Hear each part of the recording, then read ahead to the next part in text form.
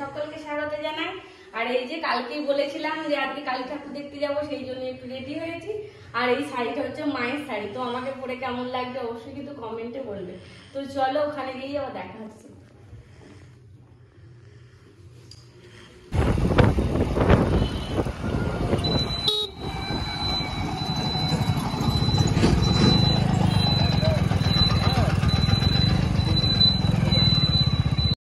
এখন আমরা পৌঁছে গেছি উদয়পুরে, ছোট মায়ের পুজোটা দিয়ে দেব সেই জন্য। আর এসেই না মামিমাদের সাথে দেখা হয়ে গেছে, তাই একটু গল্প করছিলাম। আর মামিমারা বলছিল মামিমাদের পুজো দেওয়া হয়ে গেছে, তো তখন অতটাও ভিড় ছিল না, কিন্তু এখন দেখছি ভালোই ভিড় রয়েছে। তো মামিমারা তো চলে গেছে, তো এখন আমরা চলে এসেছি মায়ের পুজো দেব, সেই জন্য পুজোর জোগাড়গুলো নিয়ে নেব এই দোকানটা থেকে। তো চলো তোমরা এখন ভিডিওটা দেখতে থাকো।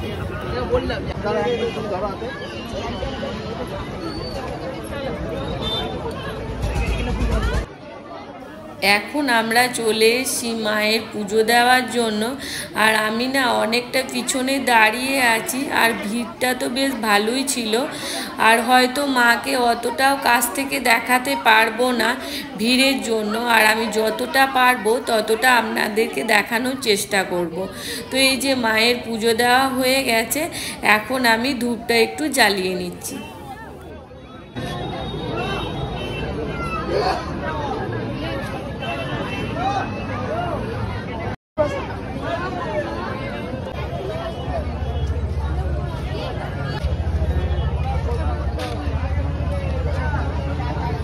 পুজো হয়ে গেল।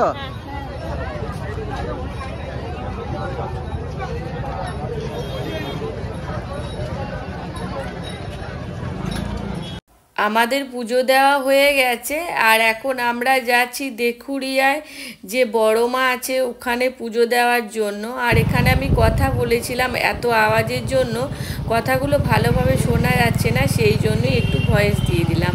আর এই যে পৌঁছেও গেছি প্রায় মায়ের কাছেই। তো চলো তোমরা এখন দেখতে থাকো।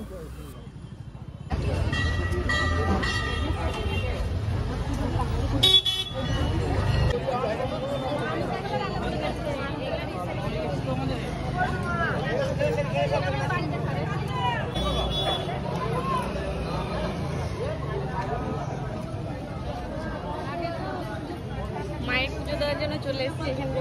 আমিও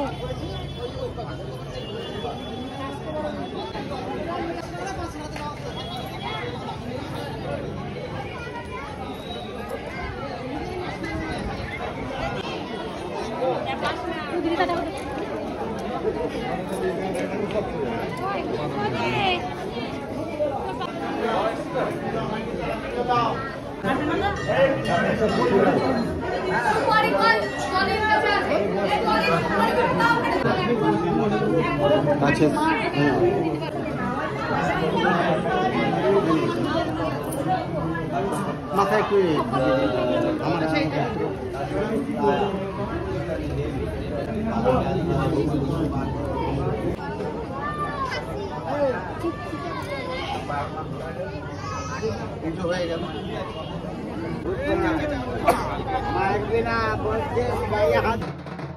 গতকাল রাত্রে মায়ের পুজো হয়ে গেছে, তো তখন থেকেই বলি শুরু হয়েছে। আর এখন ঘড়িতে 11:30টার মতো বাজছে, তো এই বলি বিকেল পর্যন্ত চলবে।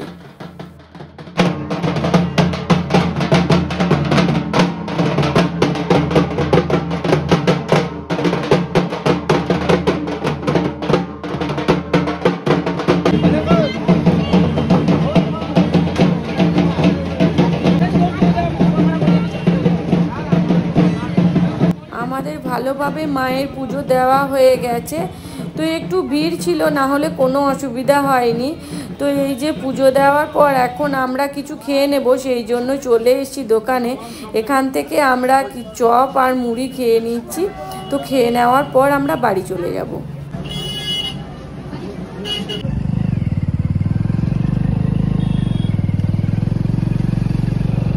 এখন এই যে বাড়ি চলে এসেছি, তো চলো আবার পরে দেখা হবে।